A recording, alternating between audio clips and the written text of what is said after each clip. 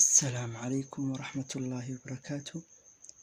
maanta waxaan idiin hayaa asxaabta casharaad muhiima. waxa weeye casharkaas sidee ku noqon karaa ardayga koowaad ee iskuulkiisa ama jaamacadda uu dhiganayo. qofku sidee ku noqon karaa ardayga koowaad? dhammaanteen ama qof kastaba haddii la weydiiyo ma jeceshahay inaad noqotid ardayga koowaad ee iskuulkiisa ama jaamacaddiisa, hubaal wuxuu ku jawaabayaa inuu dhaho haa. haddaba innaga maxayna ka hortaagan inaynu noqono ardayda koowaad iskuulladii aynu dhiganno ama jaamacadaheena? maxayna ka hortaagan inaynu noqono ardayga ama ardayda koowaad ee gasha kaalinta koowaad? jawaabtu way fududahay, waxayna ka hortaagan ma jiro, laakiin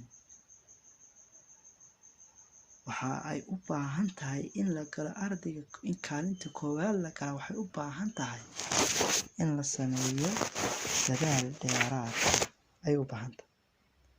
haddaba waxaan caawa la qaybsanayaa inaynu ogaano tallaabooyin ku saabsan ama tusaalooyin ku saabsan na ka caawinaya inaynu noqono ardayda koowaad ee gasha iskuulka kaalmaha ugu horeeya. waxa inuu ku waajiba haddii aan doonayno inaynu noqono ardayda ugu sarreysa iskuulka ama jaamacadda, inaynu sameyno wax akhris joogto ah maalin kasta. inaynu akhrino casharada iskuulka aynu soo dhiganay ama jaamacadda, maalin kasta in wax ka akhrino. kaasi wuxuu inoo saamaxayaa inaynu marka imtixaanka galno inoo fududaado muraajacada aynu muraajacaynayno imtixaanka iskuulka ama jaamacadda. talabaad, inaynu sawirano guul inaynu sawirano. qofku hadduu maskaxdiisa ku furo waa dhacaysaa oo ka warwaro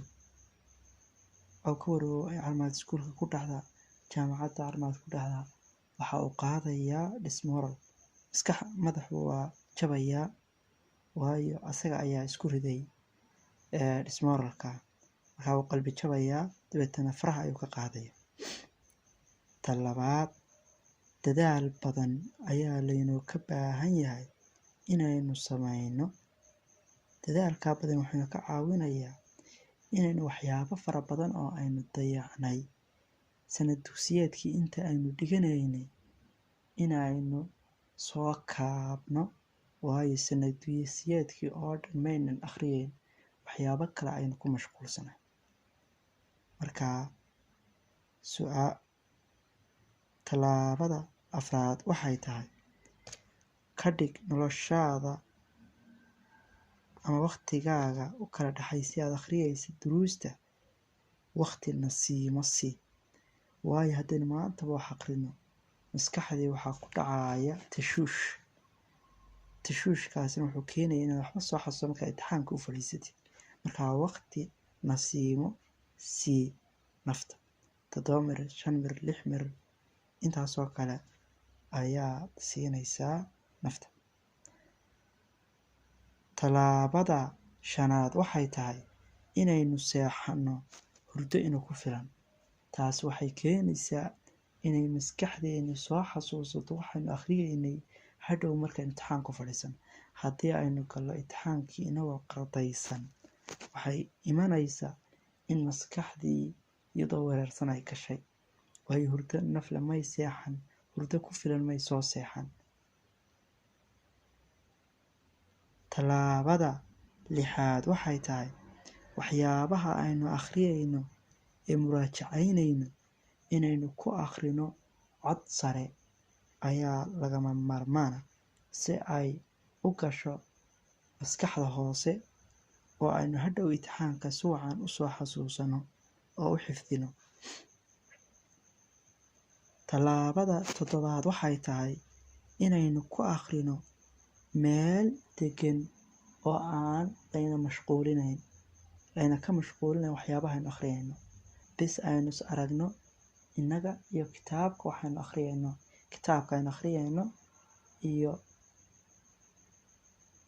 meel nadiif ah oo aan isku dhex daadsanayn ayaa laynoo ka baahan yahay walaalayaal. Haddii aynu doonayno inaynu noqono ardayga ama ardayadda koowaad ee fasalkeeda ama jaamacaddeeda hoggaamisa si aynu u noqono. Tallaabada 7 waxay tahay ha eegin wixii ha eegin oo ha milicsan milicsan. Taa waxaan ka wadaa sanadkii dhammaa wixii kaa tegay ha eegin oo ha odhan anigu sanadkaasoo dhan waxba ma akhriyin, waayo haddaanan waxba soo akhriyin ma geli karo ama kuma guulaysan karo imtixaanka. Waad awoodaa iminka fadhiga ka kac, diyaari oo isu taag inaad diyaarisid, go-aanna ku qaado inaad naftaadana ku qanci inaad noqon kartid ardayga koowaad ee gala fasalkiisa ama ardayda koowaad ee fasalka hoggaamisa ayaad noqon kartaa. 7 tallaabo waxayna ka caawinaysaa walaalayaal inaynu noqono arday toosan oo hoggaamiya galaasyadooda ayna ka caawinaysaa. Haddaba haddii aad daawatay fiidiyowgan waxaad la wadaagtaa walaalahaaga kale oo u baahan in la dhiirigeliyo. Hana ilaawin in aad ku samaysid channelkeena subscribe inaad ku samaysid hadleeyo. Waxaad heli doontaa isbuuc kasta fiidiyow faa'iido aad ka heshid ayaad heli doontaa. Markaa wassalaamu calaykum waraxmatullaahi wabarakaatuh.